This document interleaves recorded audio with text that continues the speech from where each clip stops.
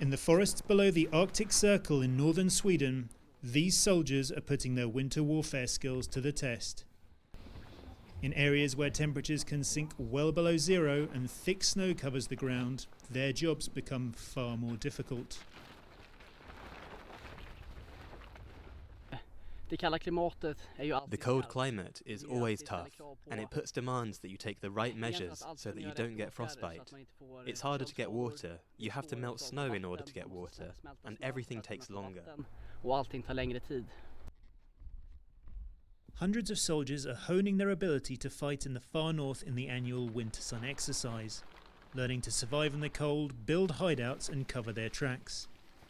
The instructors who taught these soldiers also train forces from the neighbouring Nordic countries, as well as the US, France and Britain.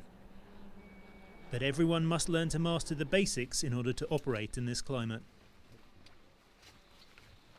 So we start with the most basic things, how to change your socks, how to keep dry, what to eat, what to drink, and then we build on with weapons, skis, snowshoes, snowmobiles and so on. More units of these specialised cold weather troops are set to be created as Sweden hikes its defence spending and as winter combat skills become more valuable in the strategic high north and abroad. We see an increased interest from many nations up here in the north. Since the Arctic ice is melting, we see new trade routes coming up potentially, and that's a lot of nations become interested in this area then. The ability to fight in subarctic environments is just one area where Sweden is expanding its military. In late 2020, Parliament approved a 40% increase in defence spending over 5 years. Sweden, which is not in NATO, cut back its military after the Cold War, but in 2017 it reintroduced conscription and reopened a Baltic Sea base.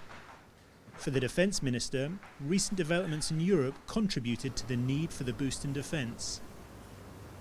Because we see that there is a change in the security situation in our part of Europe, and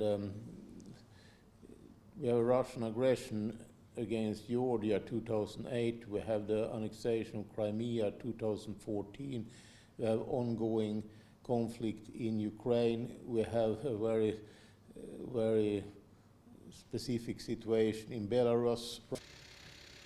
Operating in these climates may be gruelling, but with interest in the region rising, more Swedish soldiers look set to have to learn these skills.